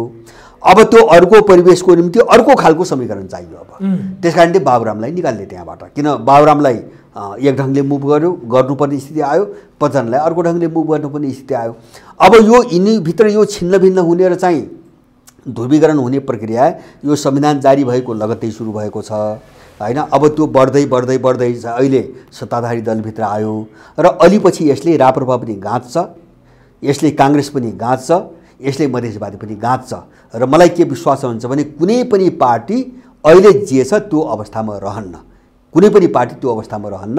अब त्यो दिशा, अब त्यो कोर्स चाहिँ सुरु भयो भन्ने चाहिँ मेरो आफ्नो बुझाइ छ। अब नि जस्तो केपी ओली, प्रचण्ड, शेरबहादुर अहिलेको फ्रन्टमा राजनीतिमा देखिएका मुख्य पात्रहरू। प्रचण्ड र केपी ओली हेर्दा एउटै पार्टीमा छन्, शेरबहादुर फरक पार्टीमा छन्, तर प्रमुख प्रतिपक्ष र सत्ता पक्षमा केही भिन्नता छैन। किनभने सत्ता पक्षले गरेका कुनै पनि गलत कामको प्रमुख प्रतिपक्षले विरोध गरेको, सडकमा आएर जनतालाई उद्वेलित बनाएको अवस्था छैन। अब यहाँ के देखियो भने केपी ओलीको सरकार ढल्ने अथवा रहने र केपी ओलीको सरकार ढलेपछि प्रचण्डको समूहले काङ्ग्रेसको एउटा समूहसँग, मैले अघि नाम लिइहालेँ, सिटौला र विमलेन्द्र निधिसँगको निरन्तर नेगोसिएसनपछि केपी विरुद्ध सडक आन्दोलन गर्न प्रचण्डहरू र सिटौला निधिहरू एक ठाउँमा आउने अवस्था सिर्जना हुँदैछ भनिन्छ। यसले के देखाउँछ, के सङ्केत गर्छ? तपाईँले भने जस्तो कतै नेकपा विभाजन हुने, काङ्ग्रेस पनि विभाजन हुने, अनि ती विभाजित शक्तिहरू यताको उता उताको उता भएर फरक फरक पार्टी बन्ने अवस्था रहन्छ कि रहँदैन? होइन, हुने नै त्यही हो। जस्तो पार्टी भने जस्तो अहिले प्रचण्ड र सिटौलाहरूको एउटै पार्टी त अहिले बन्दैन, किन उनलाई कभर पनि फरक चाहिन्छ, तर समीकरण एउटा बन्छ। समीकरण एउटा बन्छ होइन, त्यो अपरिहार्य छ। मैले भने नि त्यो नहुँदासम्म त जस्तो भन्नुहोस् न, अहिले भन्नुहोस् न, जस्तो अमेरिकन एजेन्डा, इन्डियन एजेन्डा, कसैका पनि कुरा गर्नुहोस्, कुनै पनि पार्टीबाट त्यो चाहिँ उनले भने जस्तै सर्लक्क पास नहुने स्थिति आयो क्या अहिले हैन। काङ्ग्रेस त्यही जटिलतामा फस्यो। मलाई लाग्छ यिनी एजेन्डा गएपछि राप्रपामा पनि यस्तै झगडा सुरु हुन्छ। अब सत्ताधारी दलको हालत हामीले देखिरहेछौँ। माने उनको निम्ति जस्तो सबै चिज चाहिँ सबै दलहरू जब बाधक भयो भने उनले निकास त खोल्नुपर्छ। जस्तो नेपालका पहिलेका आन्दोलन पनि यही हो हैन, हामीले त्यो बुझिरहेका छैनौँ। जस्तो अहिले त हामीले पार्टीमा देख्यौँ, हिजो सत्ताको नाममा पनि यही थियो। जस्तो तपाईँको सालकै घटना के हो भन्छ भने के अरे चाहिँ इन्डियाबाट चाहिँ अङ्ग्रेजहरू चाहिँ सरकार छोडेर गएपछि, नेहरूको हातमा ल्याएपछि अब नेपालमा चाहिँ राणाहरूको सरकार छ, राणाहरूको सम्बन्ध अङ्ग्रेजसँग जोडिया छ, नेहरूलाई त गाह्रो पर्यो हैन। नेहरू र चाहिँ राणाहरूको चिन्जान त छैन, नेपालभित्र काम गर्न गाह्रो पर्यो हैन। अनि नेहरूले मोहन शमशेरलाई हैन फोन गरेर अथवा चाहिँ पत्र पठाएर तिमीले काङ्ग्रेसलाई सरकारमा मिलाएर लैजाऊ, अब यहाँ हामी आइसकेका छौँ भन्ने उनले जो दबाब दिएर काङ्ग्रेसलाई सरकारमा हाले त्यसैले हो प्रजातन्त्र आएको। त्यो आन्दोलनले भएको थिएन त्यो आन्दोलन मात्रै होइन कि काङ्ग्रेस र चाहिँ राणाको बिचमा कुरो पनि भएको छैन। र त्यति मात्रै होइन कि तपाईँको मोहन शमशेरसँग नेहरूले यस्तो कुरो गरिरहेछ भन्ने कुरो काङ्ग्रेसलाई पनि थाहा छैन। त्यो त बिपीको पछाडिको आत्मवृत्तान्तमा उनले आफै भनेका छन् नि, गुनासो पोखेका छन्। नेहरूले हामीलाई थाहै नदिकन चाहिँ मोहन शमशेरसँग यस्तो कुरो गरेर सहमति गर्यो भने चाहिँ गुनासो पोखेका छन् भनेपछि अब त्यो कारण के थियो, अहिले दलसँग जोड्न खोजेको है मैले त्यो कुरोलाई। त्यो कारण के थियो त भन्छ भने जस्तो काङ्ग्रेसलाई पठाएर चाहिँ तपाईँको एउटा चाहिँ दलीयता जस्तो हेर्दाखेरि राणा र काङ्ग्रेसको चाहिँ तपाईँको मिलिजुली सरकार किन बनाइदिए त भन्छ भने अब चाहिँ के अरे काङ्ग्रेसको अनुपस्थितिमा आफूले नचिनेको राणासँग हैन काम गर्न जो असजिलो भयो, गत्यावरोध आयो, त्यसलाई फुकाउने एउटा प्रक्रिया मात्रै थियो त्यो आफ्नो सजिलोको लागि। किन काङ्ग्रेस त्यही जन्मेको, उनकै निम्ति लड्दै आएको हैन, अङ्ग्रेज विरुद्ध उनको निम्ति लड्दै आएको। काङ्ग्रेसलाई त जतिखेर जे पनि भनेर जे पनि गराउन सक्ने स्थिति छ उनीहरूको, त्यसकारणले राणाहरूसँग छैन। त्यसकारणले उनीहरूले मोहन शमशेरको सरकारमा चाहिँ तपाईँको काङ्ग्रेसलाई पसाए हो। त्यसरी उनले गाँठो फुकाए। सुन्नुहोस् है, 47 साल त्यही हो, 46 सालको आन्दोलन हैन। जब वीरेन्द्रसँग इन्डियनहरूको जो गत्यावरोध आयो नि, समस्या सुल्झेनन्, उनले सुरक्षाको कुरो उठाए, विदेश नीतिको कुरा उठाए, आयात निर्यातका व्यापारका कुराहरू उठाए, हतियार सौदाबाजीका कुराहरू उठाए, अरूसँग गर्न पाइन्न भने। अब कुनै पनि कुराको गाँठो नफुकेपछि अब गाँठो त फुकाल्नु पर्यो। अनि चन्द्रशेखरहरू आए, काठमाडौँमा आए, राजाका विरुद्ध उठ हामी साथमा छौँ भने त्यसपछि न हो काङ्ग्रेस र चाहिँ वामपन्थी के अरे वाम मोर्चा भने गठबन्धन बनाएर चाहिँ मिलेर अगाडि भएको। त्यो चाहिँ उनको निम्ति निकास खोल्ने एउटा चाहिँ प्रक्रिया थियो।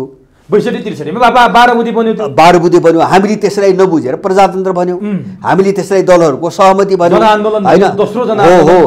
त्यो कसको निम्ति कसले गराएको थियो भन्नेमा हामी गएनौँ, हामी फसेकै त्यही हो। त्यसकारणले न त नेपालका राजनीतिक परिवर्तन यहाँको निम्ति भएका छन् हैन, सबै बाहिरको निम्ति भएका छन्, उनको गाँठो फुकाउनुको निम्ति भएका छन्। र 63 सालपछि दलहरूभित्र जुन लडाइँ छ यसको मुख्य कारण पनि त्यही हो। उनको गाँठो फुकाउनुको निम्ति यिनी जोडिएका छन् र उनकै गाँठो चाहिँ तपाईँको अप्ठ्यारो पर्यो भने त्यो खोल्नुको निम्ति फोडिएका छन्।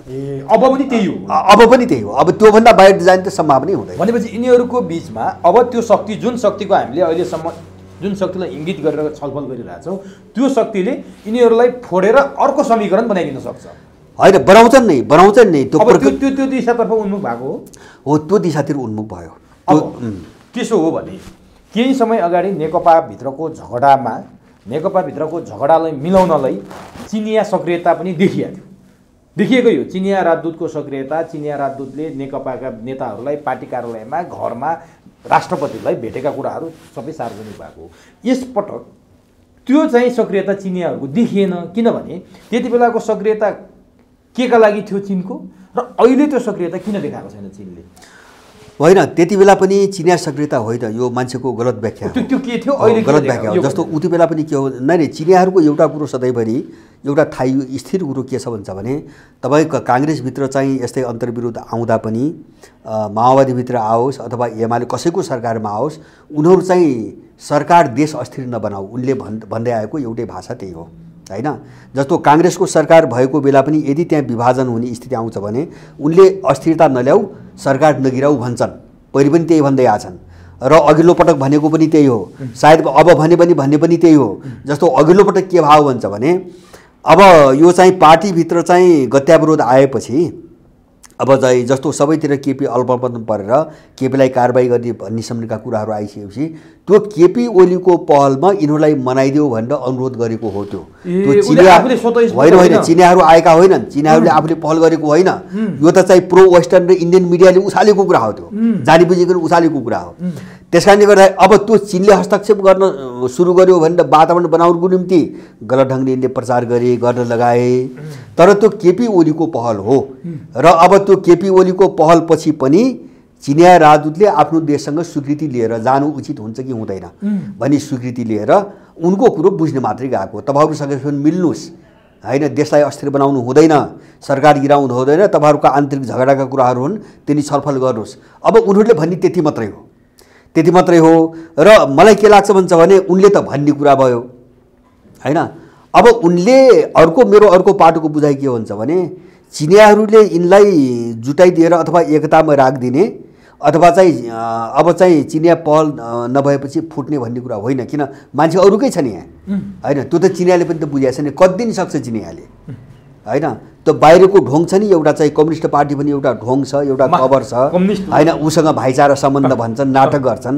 अब त्यसको कारणले अलिकति कुरो चाहिँ सुन्या जस्तो गर्ने चाहिँ एउटा कुरा हो, तर सधैँभरि त चिनियाहरूको यो सत्प्रयासबाट त यो पार्टी त रहन्न, किनभने यहाँ त यिनी सबै त अर्काको मिसनमा छन्, कोही अमेरिकन मिसनमा छन्, कोही इन्डियन मिसनमा छन्, कोही युरोपियन मिसनमा छन्। जब चिनियाहरूको एकजना मान्छे छैन, त्यहाँ कुनै पनि मान्छे नै छैन भने त्यो चिनिया सद्भावबाट त्यो पार्टी रहँदैन। यो बुझाइ पनि भ्रम हो मान्छेहरूको। त्यसकारण अब चिनियाहरूले जब त्यो बुझाएछन् भने उनले किन पहल गरिराख्छन्? अब यसपालि कतै देखिएन, त्यसकारण यसपालि केपी ओलीले रिक्वेस्ट गरेनन्, अनुरोध गरेनन् चिनिया पक्षलाई हाम्रो पार्टी जोगाइदियो, छिन्न भिन्न हुनबाट जोगाइदियो, मलाई अल्पमतमा छु, मलाई जोगाऊ भनेर यसपालि केपी ओली पनि गएनन् भन्ने बुझ्नु पर्यो हामीले। गएनन् भन्ने बुझ्नु पर्यो। अब जस्तो एउटा होला अब एउटा अप्ठ्यारो पर्यो होला, उनको अर्को तयारी चाहिँ भइसकेको थिएन होला, होइन, अथवा चाहिँ ठ्याक्कै सरकार गिर्दाखेरि उनी फस्ने खतरा थियो होला। अब सहयोग गरिदेऊ भने गए, अब अहिले त्यस्तो नहोला, होइन, उनलाई आवश्यकता परेन होला, उनीहरू गएनन्, त्यो यिनको कुरो भयो। तर यसमा चाहिँ तपाईँको यिनी टुट्ने र जुट्ने कुरासँग चिनियाहरूको कुनै पनि सम्बन्ध छैन, कहिले पनि छैन। त्यो एकदमै ठुलो भ्रम हो। मैले भने नि चिनियाहरूको एउटै कुरा छ, नेपाल अस्थिर नबनाऊ, सरकार बारम्बार गिराउने काम नगर। चीन र भारतको ठ्याक्कै उल्टो रहेछ। भारतले अस्थिरता चाहने, स्थिरता। किन चिनले स्थिरता एउटा त उसले अब कुनै पनि पार्टीभित्र त्यो दुर्भावना राखेर कहिले पनि खेल्दैन, त्यस कारणले पनि ऊ अस्थिरता चाहन्न। दोस्रो कुरो, नेपाल अस्थिर भयो भने पनि उसलाई घाटा छ, उसले त्यो बुझाएको छ नि त। किन उनको रणनीति के हुन्छ भने नेपाललाई अस्थिर बनाउने र चाहिँ अब चीन विरोधी क्रियाकलापलाई अगाडि बढाउने सधैँभरि गर्दै आएकै त्यही हो। अब त्यो चिज नहोस् भन्ने उनको चाहना सधैँभरि। तर अर्को तत्त्वको कस्तो छ भन्छ भने अस्थिर नबनाइकन खेल्ने ठाउँ हुँदैन, होइन। अब तपाईँ कतिको सम्भावना देख्नुहुन्छ अहिलेको नेकपा भित्रको झगडामा चीन पहिला जस्तै तरिकाले सक्रिय हुने सम्भावना छ कि छैन? अब यस्तो हो, जस्तो त्यो बाहिरका शक्तिहरूको रणनीति के हो भन्ने कुरामा चाहिँ निर्भर गर्छ। जस्तो उनीहरू हस्तक्षेप गरेर अथवा चाहिँ यसो गरेर उसो गरेर भनेर त मलाई लाग्छ उनीहरू आउँदैनन्, तर उनको भूमिकै नहुने भन्ने कुरा हुँदैन, हुन। अब कुनै च्यानलबाट होला, केही होला। अब जस्तो सरकार चाहिँ अब चाहिँ तपाईँको ढाल्न नदिने अथवा त्यो वातावरण बन्न नदिने, यिनीहरूलाई चाहिँ अब फुट्ने वातावरण बनाउन नदिने, खालको उनीहरूको आफ्नो खालको प्रभाव भन्छन् यताउति त नहुने कुरो भएन। अब त्यो जहाँ पनि हुन्छ, किन चिनियाहरूलाई एउटा बाहिर रूपमै सही अब कम्युनिस्टको खोल छ, भाइचारा सम्बन्ध छ, होइन। यिनलाई चाहिँ तपाईँको फकाएर, दब्काएर, धम्काएर अथवा चाहिँ भाइचारा सम्बन्ध देखाएर प्रयोग गर्न, अलिकति चाहिँ ऊ गर्नको निम्ति ब्यालेन्समा राख्नु निम्ति जति सजिलो होला त्यो सजिलो कमल थापालाई हुँदैन, त्यो सजिलो चाहिँ शेरबहादुरलाई हुँदैन। त्यो त उनले पनि बुझेका छन् नि। त्यस कारणले अलिकति तुलनात्मक रूपमा यो चाहिँ अस्थिरता नआओस् भन्ने उनको चाहना नहुने कुरा त भएन। तर मैले अघि नै भने नि, उनीहरू अर्कैका मान्छे हुन् भन्ने चिनियाहरूलाई पनि थाहा छ। त्यस कारणले चिनियाहरू बदनाम हुने गरी, होइन, यो सरकार बचाउनु पर्छ भन्ने, लबिङ गर्ने, यो पार्टी फड्नुहुन्छ भने बैठक गर्ने, त्यो तहमा चिनियाहरू उत्रदैनन्, त्यो मलाई विश्वास छ। अब त्यसो हो भने केही समय अगाडि नेकपाको झगडामा चिनिया राजदूत यान्छीको सक्रियताले मान्छेले के बुझिरहेको थियो भने अब चीनले नेपालमा माइक्रो म्यानेजमेन्ट सुरु गर्यो, अब भारत पछि हट्यो। जसरी भारतले पहिला सक्रियता देखाउँथ्यो, भारत त घर घरमै पुग्थ्यो नेताहरूका, भारतीय राजदूतले कहाँ पुगेनन् र चाहे संविधान बनाउने बेला होस्, चाहे घोषणा गर्ने बेला होस्, भारतले नाङ्गो रूपमा देखाउँथ्यो आफ्नो नृत्य। त्योबाट अब भारत पछि हट्यो भनिरहेको थिए। अब फेरि त्यो कमजोर साबित भएर भारतको सक्रियता वात्तै बढ्यो। चाहे भारतको गुप्तचर प्रमुख गोयलको भ्रमण होस्, चाहे त्यसपछि नरवणेको भ्रमण होस्, चाहे अब केही दिनमा आउने भारतको विदेश सचिवको भ्रमणले फेरि भारतको सक्रियता त उस्तै रहेछ, भारत नै रहेछ यहाँको हालिमुहाली गर्ने भन्ने देखाएन र के हो यसको सङ्केत? होइन, अब यो सक्रियता निष्क्रियता कसैको पनि हुँदैन। जस्तो न चिनियाहरूको निष्क्रियता हुन्छ, किन भन्छ भने नेपालको भू राजनीति जो जटिल यस्तो भयो नि, यसको पछाडिको मूल कारणै चीन हो।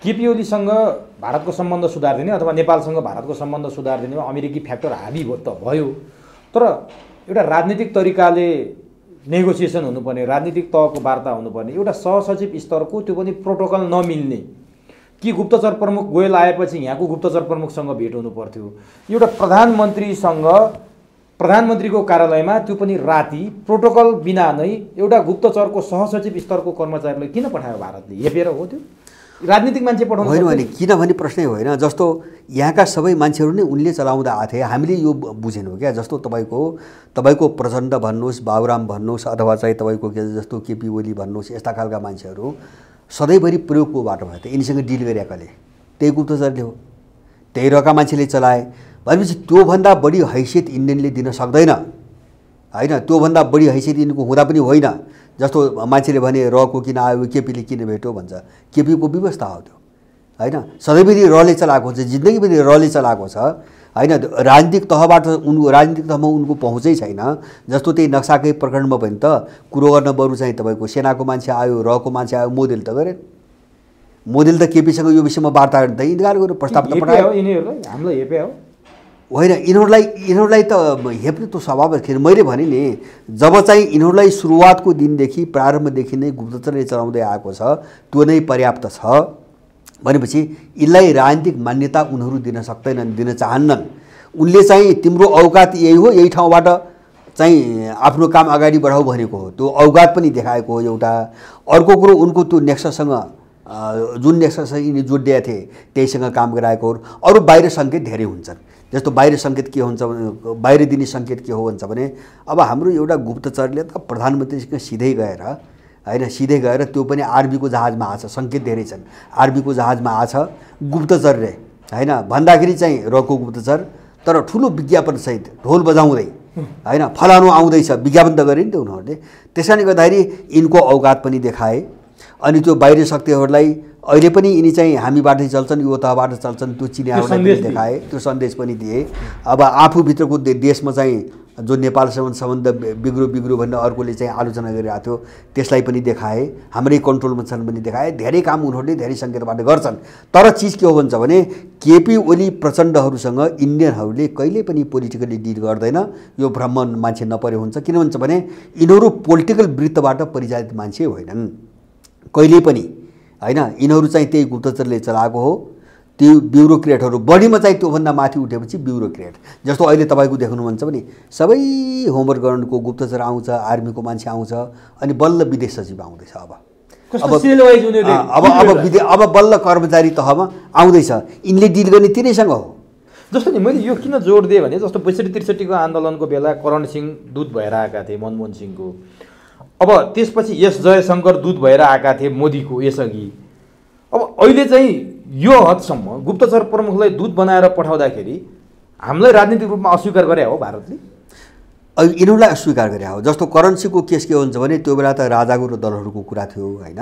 त्यो दलहरूको कुरा मात्रै थिएन, राजाहरू र दलहरूको बिचमा कम्प्रोमाइज अब गराउने नगराउने, कति गराउने अथवा सम्भव छ छैन आदि इत्यादि चिजहरू बोकेर उनी आए, आफ्नो भूमिका खेलेर गए। त्यहाँ छुट्टै पाटो थियो। दलहरू सङ्घको मात्रै तपाईँको कुराकानीको हकमा एउटा सम्झौता, कुनै एग्रिमेन्ट हुँदाखेरि, कुनै सम्झौता हुँदाखेरि त्यसलाई अफिसियल रूप दिँदाखेरि उनीहरू चाहिँ बस्ने देखिने बसे जस्तो गर्ने छुट्टै कुरा होइन भने प्रोसेसमा इन्डियाको राजनीतिक वृत्तले यिनीहरूसँग कुरा गर्दैन होइन। यिनीहरूसँग कहिले कुरा गरेको, कहिले पनि गरेको छैन। जस्तो त्यही माओवादीकै कुरा गर्नुहोस्, माओवादीकै कुरा गर्नुहोस्, धेरै भिडियो क्लिपहरू आछन् होइन। यिनका चाहिँ कोठे कार्यक्रमहरू गर्दाखेरि पनि त्यहाँ एसडी मुनि बसेको देखिन्छ, त्यहाँ चाहिँ अशोक मेहता बसेको देखिन्छ, कुनै पोलिटिकल मान्छे देखिँदैन। त्यो मात्र होइन, मैले त धेरै पटक पनि भने, यिनीहरू 59 सालमा चाहिँ अटल बिहारीको कार्यालयमा गएर चाहिँ बिन्ती पत्र चढाए, बाबुराम र प्रचण्ड आफै गएर। अनि त्यहाँबाट निस्किएर चाहिँ रको हेडक्वार्टरमा लुरु चाहिँ तपाईँको रको हेडक्वार्टरमा गए, त्यहाँ गएर युद्धको ब्रिफिङ गरे होइन। अब उनले त त्यो स्तरमा गराउँदै आछ। अनि कहाँबाट पोलिटिकल मान्यता दिन्छ उनीहरूलाई भनेपछि यो यिनीहरूको नियति हो, यो यिनको नियति हो। यसलाई बुझ्न नसक्दा यिनी ठुला राजनीतिज्ञ हुन्, राजनेता हुन्, यिनी राजनीतिक मान्छे हुन्, यिनीसँग राजनीतिक सोच छ भने हामीले जो चाहिँ एउटा भ्रमहरू पाल्यौँ नि आजसम्म हो, त्यो भ्रमको नतिजा हामीले यो पात्रहरू चाहिँ हेर्नु परेको छ अहिले, नत्र भने यिनको इतिहास यही हो सधैँभरि। योभन्दा माथिबाट चाहिँ उनले डिल गर्छन् भन्ने मलाई विश्वास छैन। अब नि जस्तो यही कुरालाई प्रधानमन्त्रीले एउटा अन्तर्वार्तामा भनिसक्नुभयो, परराष्ट्रको मान्छे बसेको छ, यो एउटा दूतसँगको कुरा हो, एउटा राजनीतिक भेटघाट हो भन्नुभयो। प्रधानमन्त्रीका सल्लाहकारले पनि त्यही जिकिर गरिरहेछन्, उनीहरू मान्नै तयार छैनन्। फेरि यो हो भन्छन्, हामी यो फेरि पत्याउन तयार छैनौँ। किन यसो भइरहेको? होइन, उनको यस्तो हो, अब केपी ओलीलाई त म राजनीतिक हुँ भन्ने देखाउनु न छ। अब उसको राजनीतिक मुकुन्द त राख्नु पऱ्यो नि त। मेरो औकात के हो भन्ने कुरो सबैले नबुझ्नु। दूत एउटा प्रधानमन्त्रीको दूतलाई भेट्या हो हामीले सम्बन्ध सुधार गर्नलाई। प्रधानमन्त्रीको दूत गुप्तचर कहिले पनि हुँदैन। प्रधानमन्त्रीको दूत गुप्तचर कहिले पनि हुँदैन। यहाँको गुप्तचरलाई दूत बनाएर पठाउनु त उसको इन्डियाको प्रधानमन्त्रीले भेट्छ कि भेट्दैन, अथवा अर्को देशकोले भेट्छ कि भेट्दैन, होइन। त्यो दूत पनि त बढीमा एउटा कर्मचारी वृत्तलाई कुनै चाहिँ जस्तो जयशङ्करको कुरा आउनु भने पहिले आए। अब त्यो त बेग्लै कुरा हो। एउटा गुप्तचर कहिले पनि दूत हुँदैन। अब त्यो पनि भन्नुहोस् न अब यहाँ भन्छन् पोर्टफोलियो भन्छन् के भन्छन्, मलाई त्यति कुरा आउँदैन। अब यो सबै चिज हेर्दाखेरि यिनीहरू कति गिरेका छन् र त्यो जोगाउनुको निम्ति यिनीहरूले अहिलेसम्म उनीहरूसँग के कुरो भयो, के एजेन्डामा कुरो भयो भन्ने कुरा पनि देशलाई भन्न नसक्ने, त्यो पनि दबाएर चाहिँ लुकाएर राख्ने यस्तो खालको अपराधिक मानसिकता बोकेका मान्छेहरू, होइन। विदेशीसँग भएको संवाद भएको कुरो पनि देशलाई जानकारी दिँदैनन्, त्यो रेकर्डमा राख्दैनन्। यतिसम्म अपराधिक भनेपछि त्यहाँ त हप्की दप्की भएको छ, धम्काएका छन्, उनले चाहिँ तपाईँको केरकार गरेका छन्, उनले चाहिँ कसम खुवाएका होलान्, क्रिया खुवाएका होलान्, होइन। त्यही कारणले गुप्त ढङ्गले भेट्नु परेको हो। होइन भने कुनै राजनीतिक भेटघाट हो, राजनीतिक चाहिँ दूत हो भने त त्यो त पारदर्शी ढङ्गले कुराकानी हुन्छ। कुराकानी भएको चिज बाहिर सार्वजनिक हुन्छ। देशलाई ढाँट्नुपर्ने कारण के? माने उसँगको भेटघाट यसबाट के देखिन्छ भन्छ भने त्योसँग भेटघाट केपी ओलीको उनको आफ्नो निजी मामिला हो, त्यही बुझाइरहेछ। त्यस कारणले केपी ओलीले बाहिर ल्याउन सकिरहेको छैन। केपी ओलीलाई हप्काएको छ, खप्काएको छ, आदेश दिएको छ, निर्देशन दिएको छ, ऊ त्यसको निम्ति आएको हो। राजनीतिक हिसाबमा आएको भए त राजनीतिक पोलिटिकल एजेन्डामा कुरो हुन्थ्यो। त्यो त केपीले लुकाउनु पर्ने कुरो त केही पनि थिएन। दूत भएर आएको मान्छेले गरेको कुरो त केपीले लुकाउनु पर्ने कुरो केही पनि छैन। यिनी सबै झुट हुन्। यिनले आफूलाई लाचार रूपमा लाचार, हामी राजनीतिक मान्छे हौँ, हामी नेतै हौँ भन्ने चाहिँ यो चाहिँ मान्छेले चाहिँ भ्रम पालिराखुन्।